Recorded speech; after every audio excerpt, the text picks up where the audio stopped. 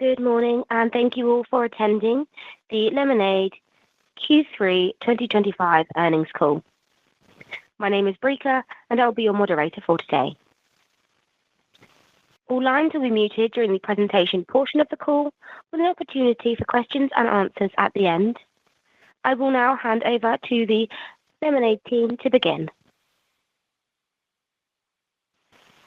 Good morning, and welcome to Lemonade's third quarter 2025 earnings call.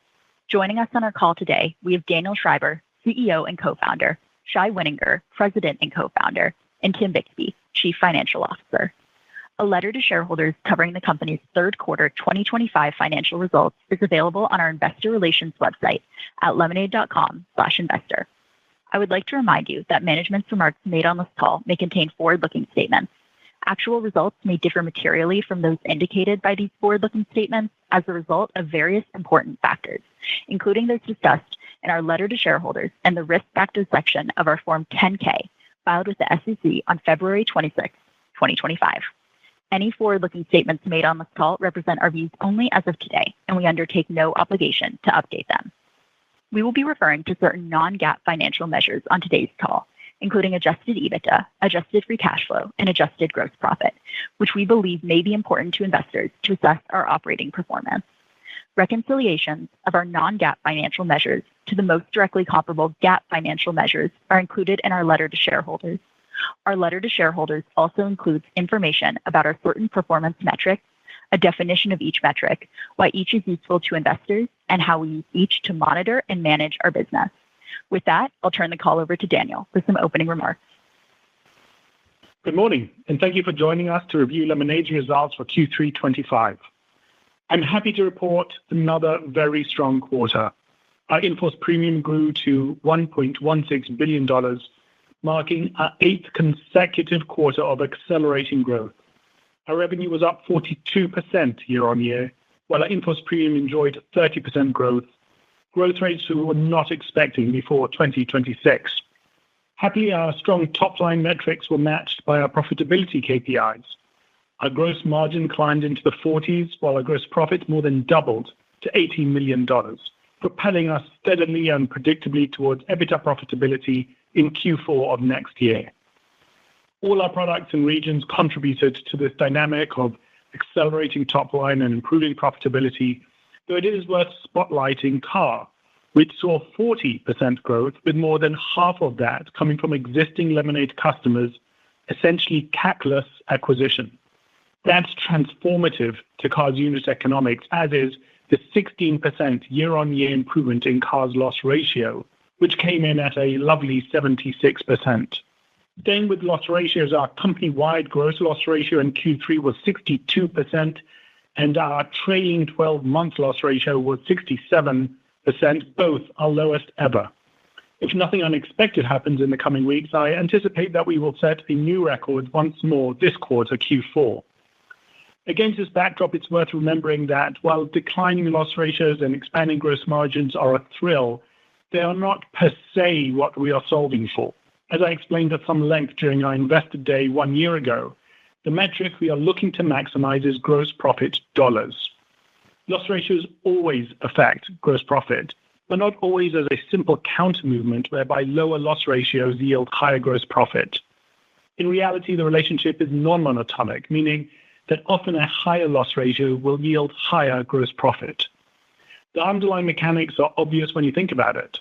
Given the incredible price sensitivity in insurance, each percentage reduction in price can often yield outsized returns in terms of conversion and retention.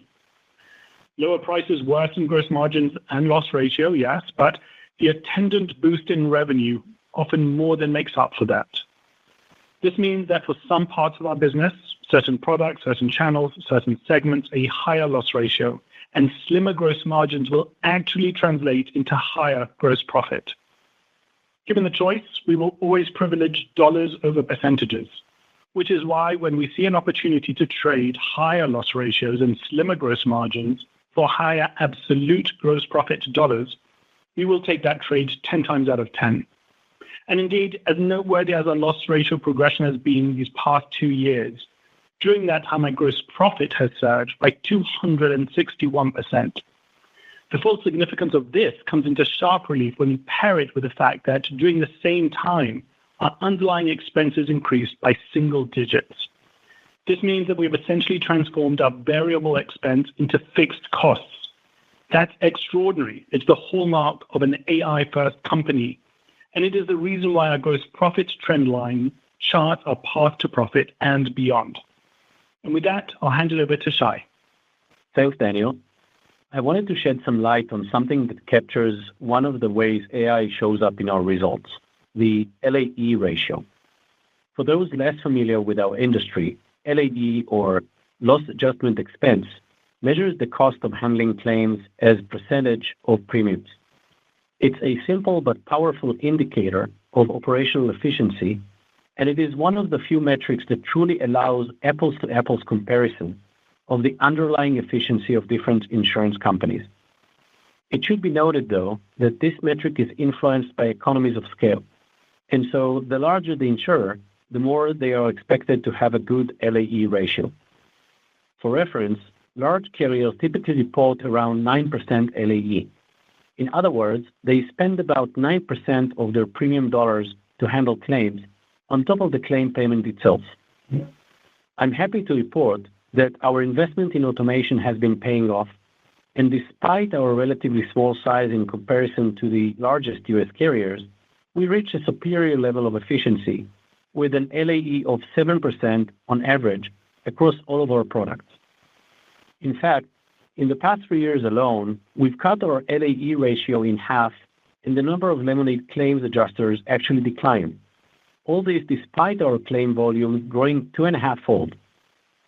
Using Blender, our AI-powered insurance operating system, claim adjusters are able to handle 3 times the claim volume they could before, all while providing our customers with a more transparent and instant experience. But having the best-in-class LAE is not where we stop. We wanted to take this further and expect to cut the LAE ratio in half yet again, in parallel with our next doubling of the business. With that, I have handed off to Tim, who will cover our financial performance and outlook. Tim? Thanks, Shai. Let's start with our Q3 scorecard. In-force premium grew 30% year-on-year to $1.16 billion, driven by customer growth of 24% and premium per customer growth of about 5%.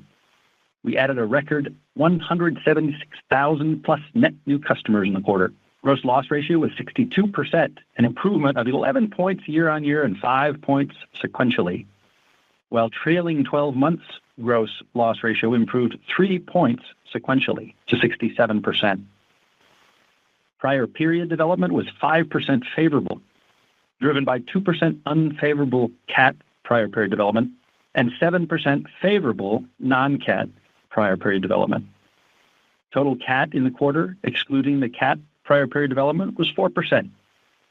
Favorable prior period development was driven primarily by home, car, and EU operation, while the unfavorable CAT development was related primarily to the California wildfires in Q1. And on a net basis, prior period development was similar, with non-CAT about 6% favorable and CAT 4% unfavorable, for a net impact of about 2% favorable. Prior year development, which we report on a net basis, was $6.3 million favorable in Q3 and $18.9 million favorable year to date. Gross profit more than doubled to $80 million, as did adjusted gross profit to $81 million, for a gross margin of 41% and an adjusted gross margin of 42%. These metrics use revenue as their denominator. Adjusted gross profit as compared to gross earned premium was 29% in Q3, up 11 points from 18% in the prior year. Revenue grew 42% to $195 million, while our adjusted EBITDA loss improved by about 50% in the year to a loss of $26 million. And it's worth highlighting that revenue grew fully 12 percentage points faster than IFP, a dynamic we expect to continue through at least Q2 next year, primarily due to the recent increase in retained business through our quota share reinsurance structure renewed July 1. Our Q4 revenue guidance in fact, implies a roughly 49% year-on-year growth rate at the high end of the guidance range. Importantly, adjusted free cash flow was positive for the second consecutive quarter at $18 million, while operating cash flow was positive $4 million. And we ended the quarter with just under $1.1 billion in cash and investments, of which $278 million is held as regulatory surplus. Annual dollar retention, or EDR, began to improve again as expected and was up 1 point to 85% versus the prior quarter. Operating expenses, excluding loss and loss adjustment expense, increased by $17 million or 13% to $141 million in Q3 as compared to the prior year. And let's break those expense lines down a bit. Other insurance expense grew by $4 million or 22% in Q3 versus the prior year, versus a 30% growth rate of in-force premium. Total sales and marketing expense increased by $6 million, or about 12%, due to increased growth spend versus the prior year. In Q3, that growth spend was about $46 million, up 16% as compared to the prior year. We expect Q4 growth spend to be at a roughly similar level, which would put us at a total growth spend of about $180 million for the year. We continue to see both ROI strength and diversity across growth channels, where we've been able to maintain our LTV to CAC ratio above 3 to 1 across products, across channels, and across geographies. Technology development expense was up 13% year-on-year to $25 million, primarily due to increases in personnel expense, while G&A expense increased 11% as compared to the prior year to $35 million, primarily due to an increase in interest expense. Headcount decreased sequentially from 1,274 in Q2 to 1,259 in Q3, and was up about 3.5% versus the prior year, and essentially flat versus 24 months ago. Our net loss was $38 million in Q3, or a loss of 51 cents per share, as compared to a net loss of $68 million, or 95 cents per share in the prior year. Our adjusted EBITDA loss was $26 million in Q3, significantly improved versus $49 million EBITDA loss in the prior year. We're well positioned to continue to fund this growth, to expand across geographies, and to continue to diversify our customer mix. With over $1 billion of cash and investments, efficient capital surplus management, and positive adjusted free cash flow, we're well positioned to fund our growth strategy without need for additional capital. Given strong year-to-date performance, we are raising our full year 2025 guidance across in-force premium, gross earned premium, revenue, and EBITDA loss. Our expectation for positive adjusted EBITDA for the full quarter of Q4 2026 remains unchanged. And with the recent change in our quota share ceding ratio, we expect our ceding rate to continue to decline in Q4 to roughly 40%. Our Q3 results show continued execution on and ahead of our targets. 30% premium growth, double-digit loss ratio improvements, a doubling of gross profit, revenue growth well outpacing premium growth, recurring positive cash flow, and a strengthening balance sheet. We are delivering a unique combination of growth and profitability improvement, and are doing both at scale with real discipline. Let's talk through our Q4 expectations, and then we'll take some questions. For the fourth quarter, we expect in-force premium at December 31 between $1.218 and $1.223 billion. Gross earned premium between $283 $286 million. Revenue between $217 and $222 million. And an adjusted EBITDA loss between $16 and $13 million. We expect stock-based compensation expense of approximately $18 million and a weighted average share count of approximately 75 million shares for the quarter. And this implies for the full year, gross earned premium of between $1.044 and $1.047 billion, revenue between $727 and $732 million, and adjusted EBITDA loss between $130 and $127 million, stock-based compensation expense of approximately $61 million, and a weighted average share count for the full year of approximately 74 million shares. And with that, I would like to pass over to Shai to answer some questions from our retail investors. Thanks, Tim. We now turn to our shareholders' questions submitted through the Say platform. Paperback asked, with the Loco and L2 announcement, what tangible things will be accelerated? As the number of car states we plan to launch in 2025 and beyond changed, are there any new products planned to be coming out faster? And will we see further operating leverage in our engineering teams? Thanks, Paperback. The Loco platform represents a major leap forward in how we build and evolve our insurance products. And yes, it's already accelerating a lot of what we do. For those who aren't familiar, Loco is what we call our next generation, LLM-first, no-code insurance product builder. And it effectively gives our teams a new way to configure, design, test, and launch complete insurance products and experiences without needing to write or deploy code.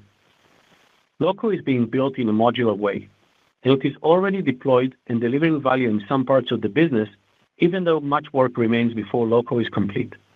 And based on the rollout so far, processes that used to take weeks can now happen in hours. And yes, it accelerates our operating leverage by freeing our engineering teams to focus on higher impact initiatives, since much of the product improvements and tests we're doing can be handled directly by our product and actuarial teams with no engineering involved. Paperback also asked, what is the reason or rationale for the recent board seat nominations of PayPal's CMO and Meta's VP of AI products? And are there potential partnerships with either company in the works?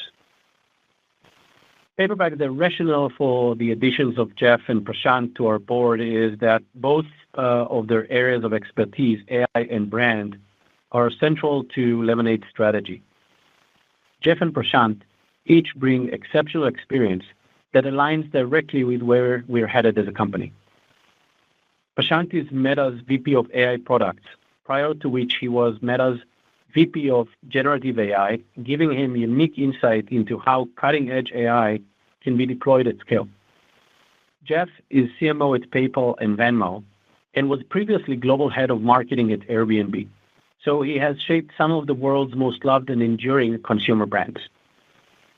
As we continue to leverage AI to deliver delightful customer experiences and ultimately transform the insurance industry, their experience and perspectives will be invaluable in helping guide our next phase of growth. There are no specific partnerships with either company to highlight at this time. Our rationale is strategic expertise and not corporate collaboration.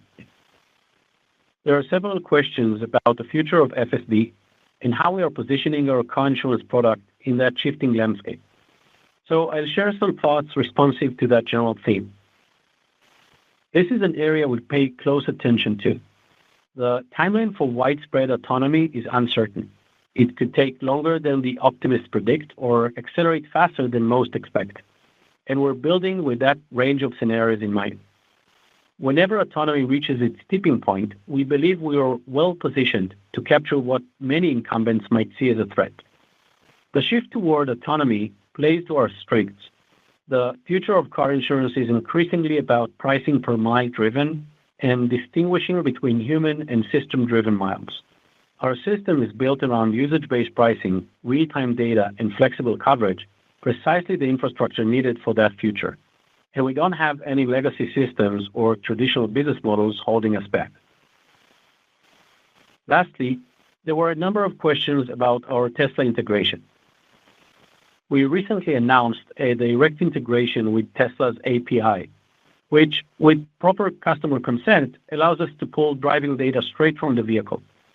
This gives us access to a much richer and more precise array of data than what's possible through a phone app or plug-in device. Things like seatbelt usage and more accurate trip insights, for example. It's the kind of granular telemetry that becomes critical as cars get smarter and more autonomous. Data that not only sharpens our pricing and underwriting precision today, but also positions us to learn directly from the evolution of FSD systems over time. As for ensuring FSD miles at near zero cost, we aren't able to share material updates on that at the moment, but promise to do so when we can. What we can say is that integrations like these are early building blocks for the future, where usage-based and system-driven pricing becomes the norm, and where our platform is already designed to adopt.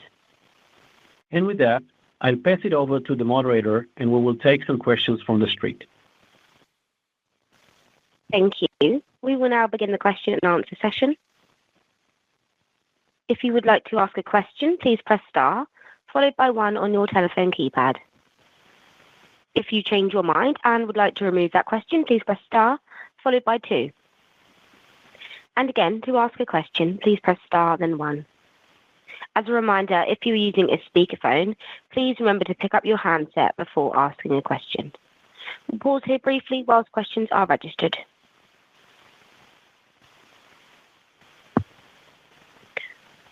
We have the first question from Tommy Merkjoint with Keefe, Bruyette and Woods. You may proceed. Hey, good morning, guys. Thanks for taking our questions. You noted about half of new car customers were existing Lemonade customers, and thus were effectively CAC-less.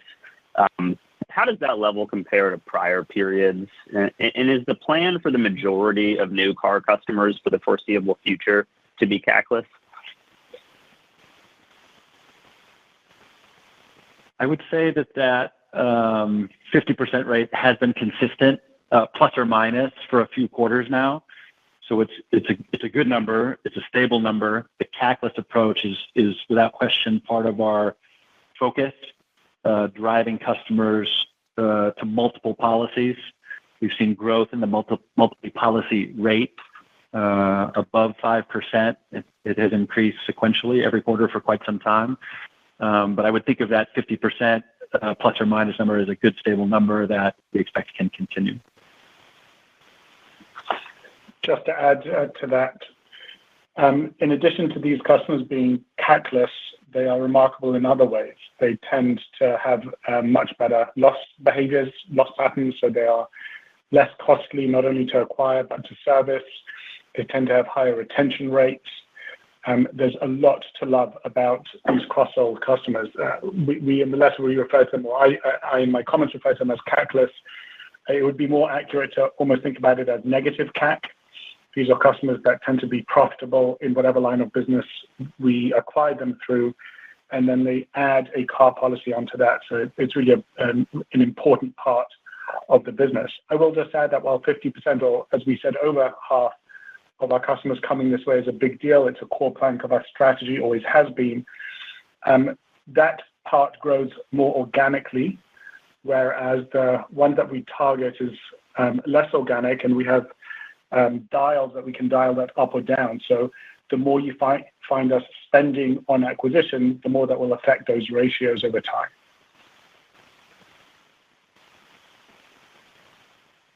Got it. Thanks for the color there. And then switching over, looking at the ceding commission revenue line, was there a contingent or profit share tailwind in that ceding commission in the third quarter? Because it looks like it was a higher percentage of ceded premium than it had been running at. The bulk of that ceding commission is driven by loss ratio, and because the loss ratios came in quite nicely, a record low in the quarter. As you know, there's a sliding scale of commission, so the commission varies somewhat up and down based on the loss ratio. There's a cap and a floor, a high and a low. So at some point, you cap out when your loss ratios get really, really good. So that was the main driver in the quarter. And probably worth a reminder, the ceding commission that you see on the face of the P&L is about 4 points different than the actual ceding commission, and that's an accounting nuance. I think you'll see an effective ceding commission rate of about 28% in the quarter, but on the P&L face, because of the accounting nuance, you see about 24%. So you're exactly right. A couple of points better both year and year and sequentially. Thanks. Thank you. Your next question comes from Jason Helfstein with Oppenheimer. Your line is open. Hi, thanks. I'm going to try to sneak in like two and then a quick housekeeper. So obviously we're seeing like impressive improvements in kind of the contribution ratio, efficiency, no doubt you are finding ways to use AI to make the business more efficient. That being said, where would you rate yourself on, like, at a 10, this would be us using all of the AI tools out there that we could, and where you are? That's question number one. Question number two, again, you've got the business dialed in now between kind of growth and, marginal contribution improvements. Is there anything philosophically to think that you're going to lean more into growth because of the way the business is and the metrics are playing out? And then lastly, Tim, just expenses were up on a year-over-year basis and sequentially in the third quarter, like OpEx, i.e. technology and G&A, more than we've seen in a while. Is there just anything to call out from an expense standpoint in the quarter? Thanks. Hey, Jason. Good morning. The AI is now, the impact of our AI deployments, I think, is now reflected on pretty much every line in our P&L. So you're quite right. We see it almost anywhere you look. We spotlighted the LAE as a way to really provide apples-to-apples comparison, and that way you can see how dramatically different it is from the incumbency. You could look at the fact that with our OpEx, our gross profit has gone up tenfold in the last 3 years, whereas our headcount hasn't moved, has actually moderately declined. So there are a lot of indications of something pretty dramatic happening in terms of the AI, and you see that in terms of all the efficiencies. And if you look at the life cycle within kind of the customer engagement with Lemonade, you'll see AI everywhere. It starts with how and where we deploy the marketing dollars that attract you as a customer. So as you know, about 90% of those dollars that Tim referenced earlier that we deploy to acquire customers, about 90% of them are guided by AI. Some 50 different machine learning models that optimize how we spend, where we spend, based on LTV to CAC predictions of every customer, every segment, every advertising campaign. Then when you come to us, our recommendation of products and all different other settings and cross sales during the purchase process is AI driven. And then later, when you engage with us and ask customer support or claims, you'll see again the majority of our claims being settled without human intervention by AI. So by one measure, I would say that we score very high on your 1 to 10 scale. We really do use AI across the board. The majority of our code, software engineering is now written by AI. So we're really seeing this everywhere. At the same time, I think if you take a zoomed out perspective and you kind of judge today by where we will be a year, 2 years, 3 years from today, I think you'd rate us as a 1. I think we're just getting started. And there is so much more that we see that we can do. We're scrambling to do it all. As we are doing that, the ground beneath us is shifting because the models are becoming so much smarter, so much faster. So I think both we have done a lot and we have done very little, one measured against what the industry knows and the other one measured against the potential that we see coming over the course of the next few years. I'm sorry, just another word about your second question. Tim, do you have that? Yeah, it was about just philosophically, now that everything seems to be kind of working, would you consider leaning into more growth and pushing out, kind of profitability targets? And then there was the housekeeping question expense. Okay, so yes and no, and we tried to touch on this in our earlier comments. We see ourselves turning EBITDA profitable in Q4 of next year. That's not moving. I don't anticipate any change in that. That's been our expectation for some 3 years, and it's becoming increasingly obvious, I think, to people outside the company why we're so confident of that. So that particular profitability metric is unlikely to change. But there are other metrics that talk to profitability, such as gross margins, which we see as more pliable. So what we are optimizing for is gross profit dollars. And in pursuit of maximizing gross profit dollars, there will be segments where we will let loss ratio rise because the elasticity of demand is such that will spike demand and retention in a way that offsets the margin becoming a little bit more constrained. So depending on which, pick your metric and I'll give you a better answer. The Gross profit dollars we expect to maximize, and we don't expect to take our foot off the pedal there at all. And the ultimate EBITDA break even is locked in for Q4 of next year, and we're not anticipating that changing. Great. And then a couple notes on the expense side. You're right that the tick up in this quarter was a little higher than is typical. We do see it vary quarter to quarter. I don't see that as a step change or an ongoing change, but particularly in the quarter, growth spend obviously is a notable year-on-year increase, and we break that out. We're spending a bit more for tech personnel, and you see the offsets from that in efficiencies elsewhere. But that's a dynamic where if you isolate that line over time, you can see some increase there year on year. Some of it just purely inflation. The team size doesn't grow dramatically, but the cost goes up modestly.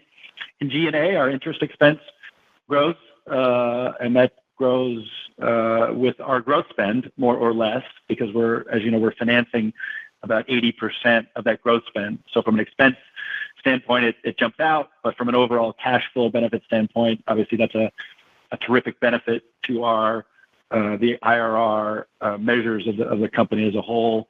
A little bit of noise in our merchant fees, which can be seasonal, meaning they can move a little bit more or less than the premium in the quarter. So a number of little things, but the big picture is unchanged.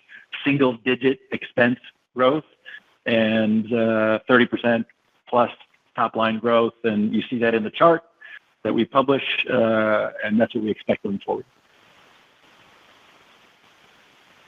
Thanks. Thank you.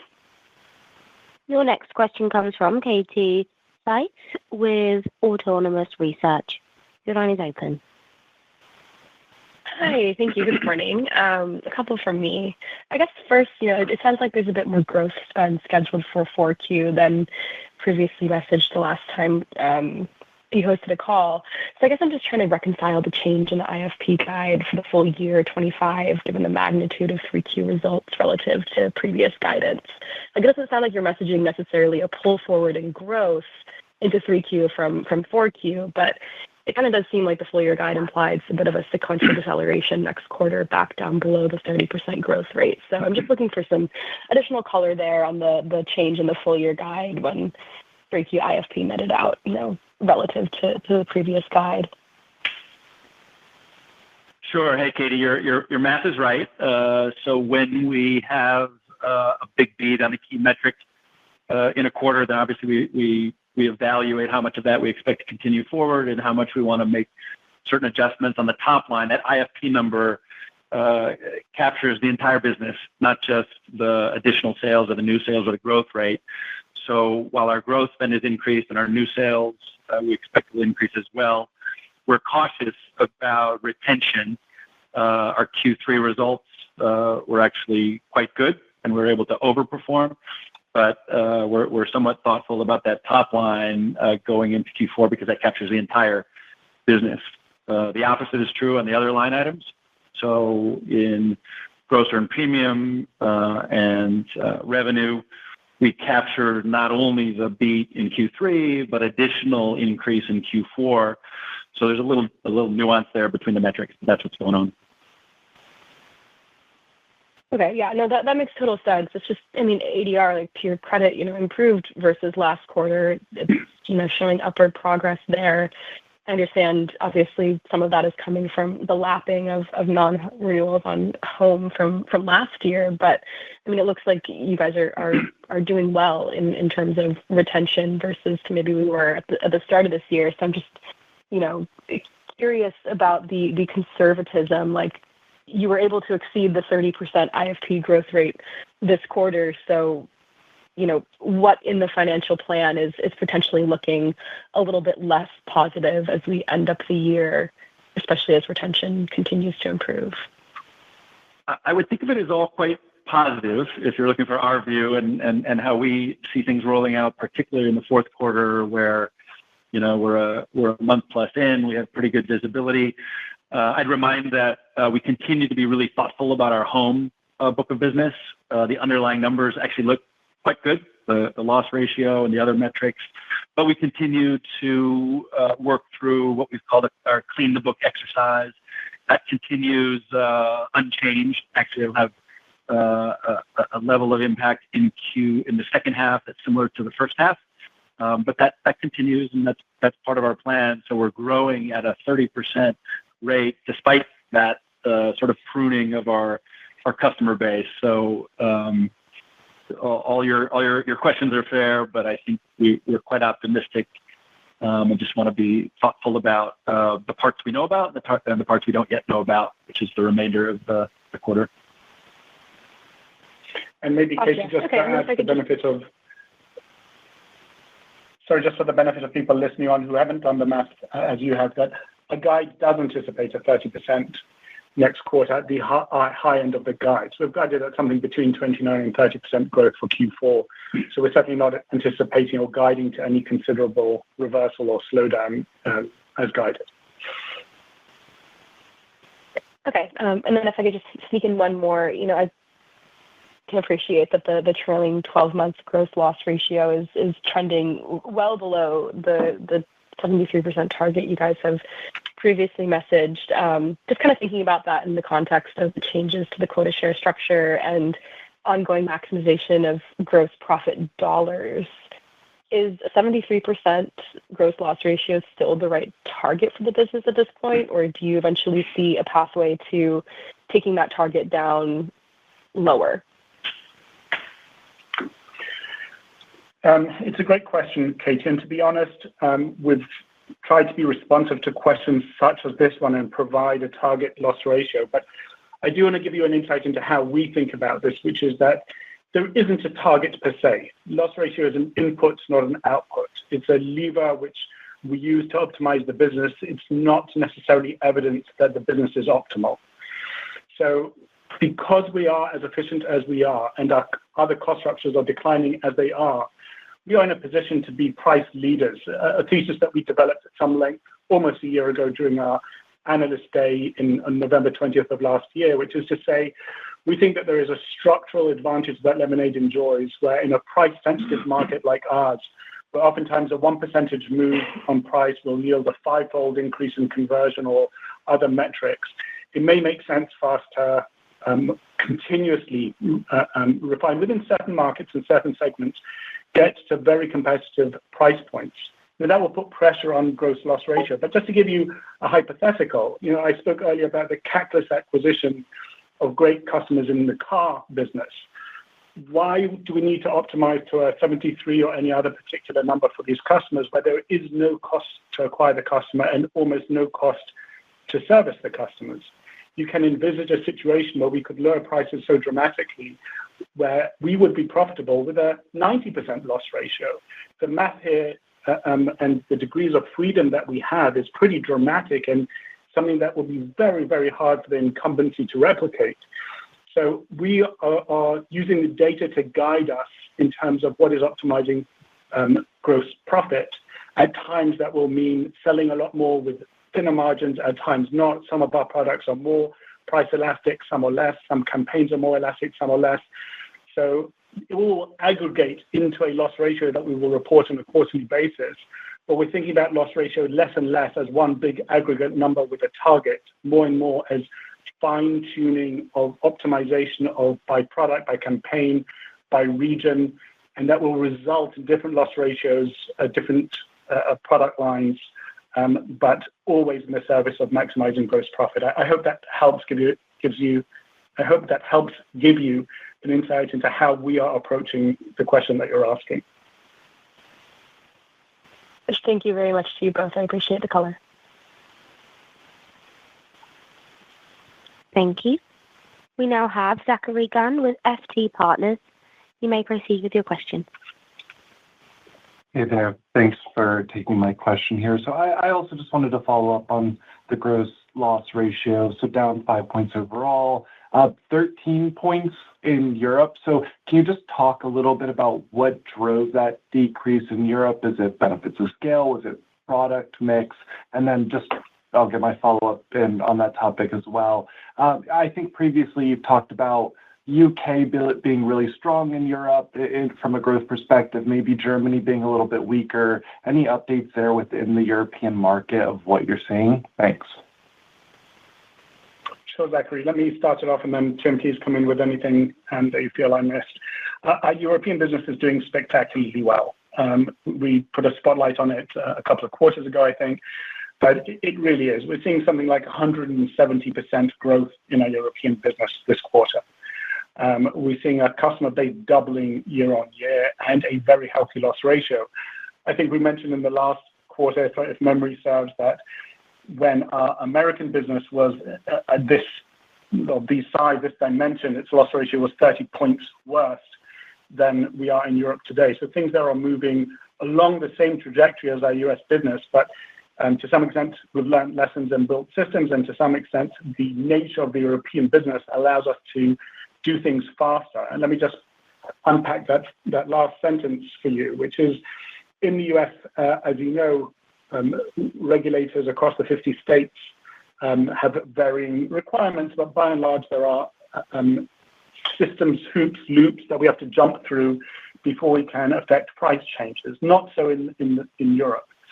In Europe, there are other regulatory constraints, but we have freedom, or much more freedom, to price and to change prices dynamically, which means that when we pick up signals in terms of pricing inaccuracies, there isn't the time lag that we have in the US. We're able to course correct instantly, and our systems are set up to do just that. So we are seeing that our business there is much more responsive to any signal that we pick up, and I think that as much as anything else, we've got a fabulous team, we've got lessons learned and some scar tissue from where we misstepped in the past, but that more than anything else has just allowed us to move at a pace that we just can't in the US.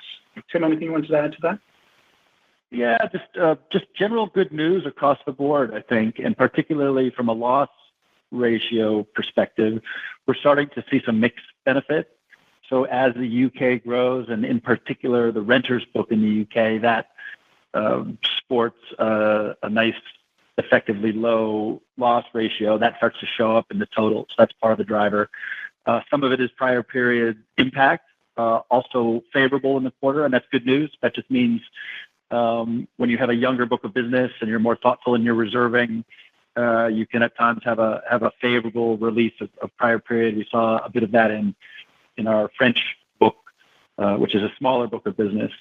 With the UK heading in aggregate above the 50% level, that bodes well.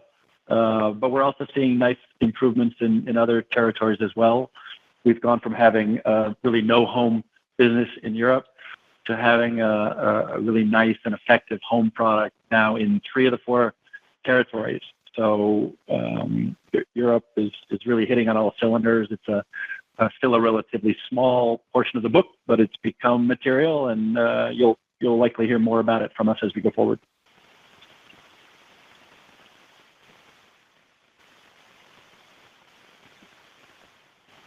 Thank you.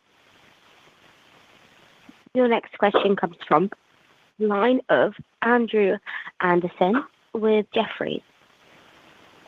Hey, good morning. Just looking at pet, it's been growing pretty well, and the loss ratios seem pretty stable there. Was wondering if you could just touch on kind of the competitive environment you're seeing with pet, maybe how you feel your pricing is relative to some of the industry, and if you could maybe touch on what you're seeing in terms of loss trends there.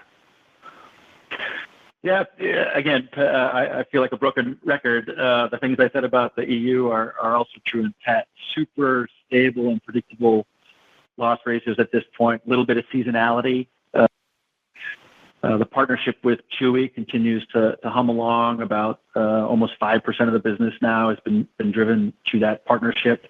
From a competitive standpoint, we've done in 4 or 5 years, I think, what it took pet-only providers that are really, really strong players in the market, 10 or 12 years to do.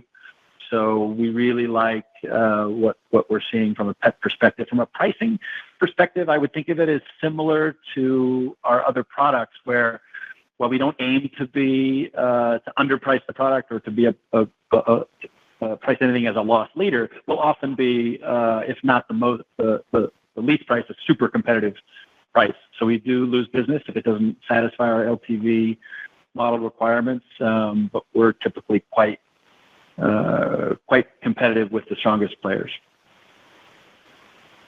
Thank you. And I just want to go back to some of the LAE comments and the potential for improvement in that ratio over time. I'm just trying to think about how you are managing kind of maintaining a similar customer service level, but also taking into consideration, I imagine at some point over time there will be a pivot back towards some more homeowners, and auto will be a different or a higher mix of the book. So how do you kind of manage through the different customer service levels and the changing needs there, but also using automation efforts?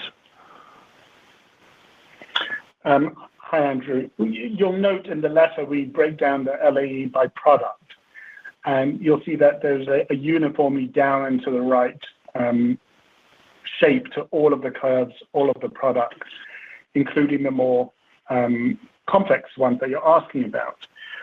So we are seeing that we're able to use AI across the board, across the product line to great effect and to achieve dramatic improvements in terms of automation. The very nice thing about using AI to do this work is that it's never at the cost of customer service.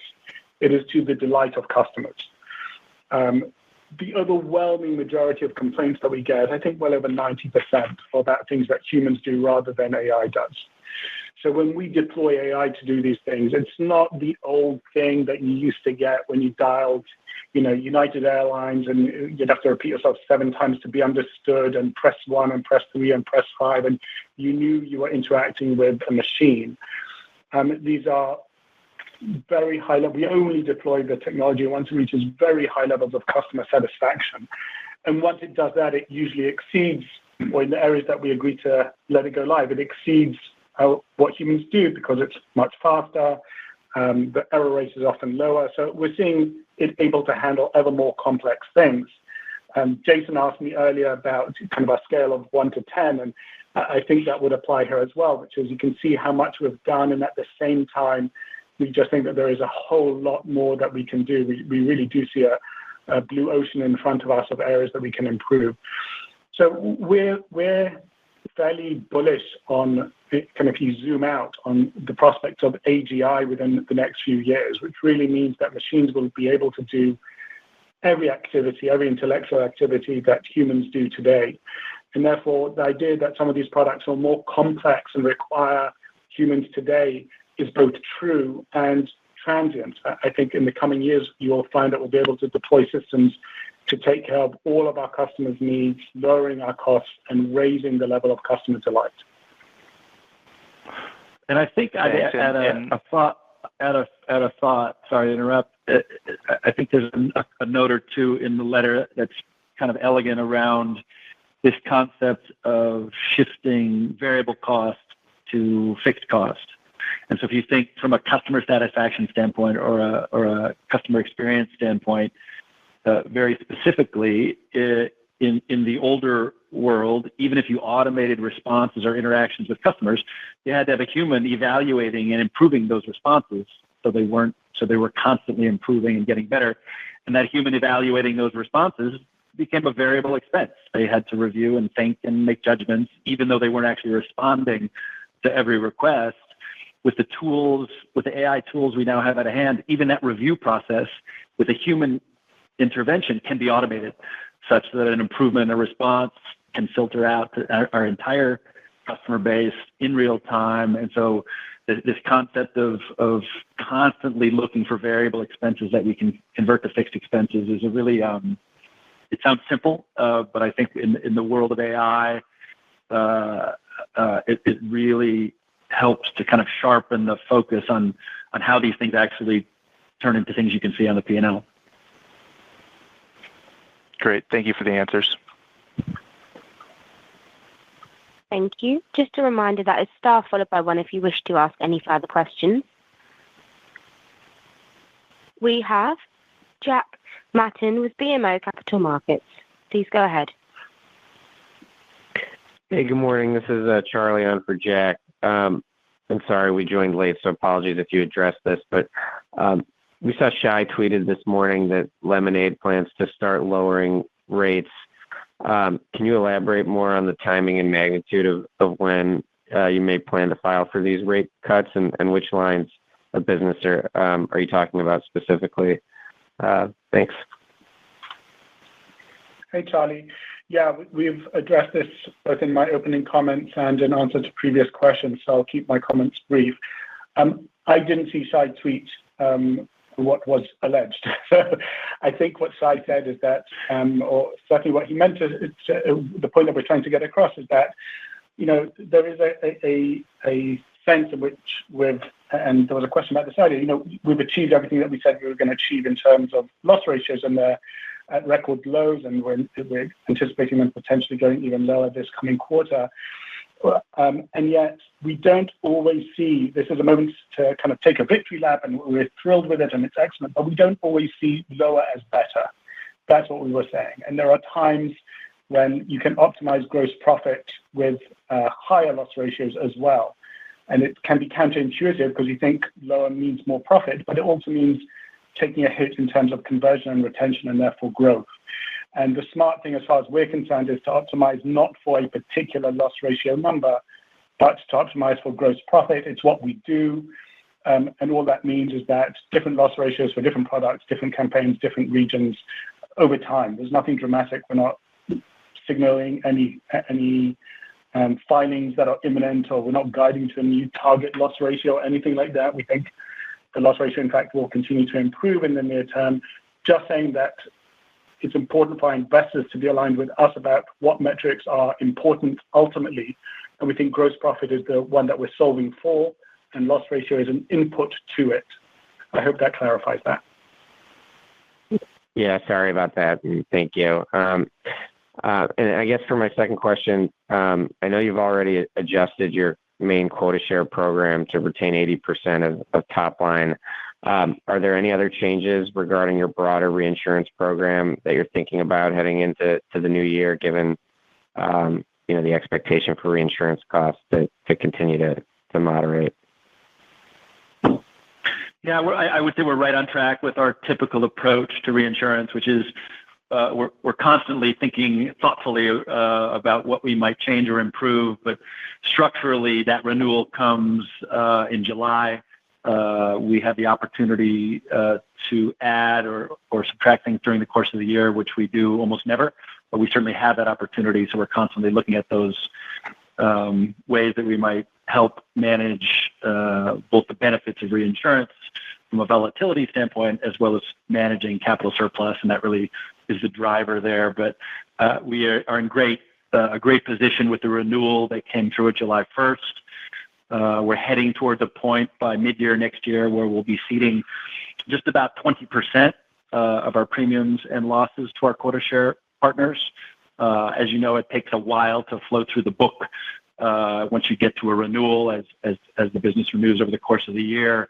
The impact of that will be such that in Q4, our effective overall cede rate might look more like around 40%. So you're seeing, as expected, that decline as we move closer and closer to the next renewal. In the early part of the year next year, we'll start to get more serious with our partners as we have in the past, and think through what that next renewal might look like.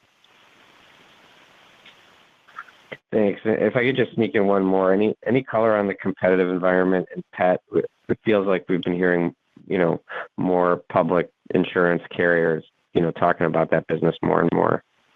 Thanks. Nothing notable. I think we're still finding, it's funny when you kind of look at the market from a competitive standpoint, you hear about either Google algorithms changing or competitors getting more aggressive, and these things definitely happen from time to time. But if we look at our Q2 results, our Q3 results, our view into our guidance for Q4, it's really steady as she goes. Even frequency and severity of claims in the quarter was not notable, and that's good news for that book of business, because it is, continues to grow in terms of its share of our overall business. So while we kind of track the competitors, it's not top of the list of the things we think about. The things we are doing are working. They're working well. and pet, as it has been for quite some time, is a key pillar that enables us to grow at 30% plus. Thank you. Thank you. Our final question from the phone lines comes from Luke Nelson with Cantor Fitzgerald. You may proceed with your question. Hi, and nice to meet you all. I just have a couple of brief questions this morning. My first question being, with car, it's roughly around 15% of IFP today. Where do you guys kind of see that mix trending long term? So, is 25% the right ceiling? And, are there limits on our exposure we should be thinking about? So best indicator, I think, is to kind of think back a bit to our recent investor day, which is about a year ago now. So it's not quite so recent, but we sketch out a plan and a vision to track and drive growth at the company from $1 billion of premium to $10 billion. And what we sketched out at that time was a car component of that of around 40%. I would think of that as sort of a thematic share, but a pretty good one. Could be more, could be less. The TAM for car is in just the U.S., not to mention Europe, which we don't have a car product in yet, but in just the U.S., it's just an enormous potential market. And even just our own customer base is an enormous market for us. So there's really no restriction from a TAM perspective. It's about us optimizing the LTV to CAC, really driving that cross-sell dynamic, because that's what helps us with retention. The gross loss ratio improvement was terrific. So if you think about a mid-teens ratio today and a 40% car share at $10 billion, your number is not far off. 20%, low 20s is certainly within reason in the coming couple of years. The nice thing about Lemonade is the mix of business is quite diverse. And so that number can ebb higher or lower, and we'll still be well able to track to our growth rate targets overall. But I think car will end up in that range that you're thinking about. Gotcha. That makes sense. And then just my last question is a two-parter, and you might have touched on it previously, but I noticed retention increased to 83%, but ceding commission increased as well, despite the reduction in reinsurance. So can you kind of walk us through that dynamic? And, where do you expect retention to trend over the next few quarters? Thank you.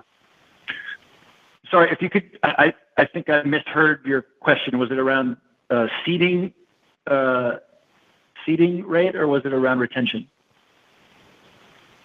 Right. So, yeah, my question was, I noticed retention increased to 83%, but at the same time, ceding commission income also increased. So can you just kind of walk through the dynamic between the two, and where do you expect retention to trend over the next few quarters? Yeah, so a couple of metrics just to pull apart there. So we disclose a retention metric, which is a customer metric. So ADR is annual dollar retention.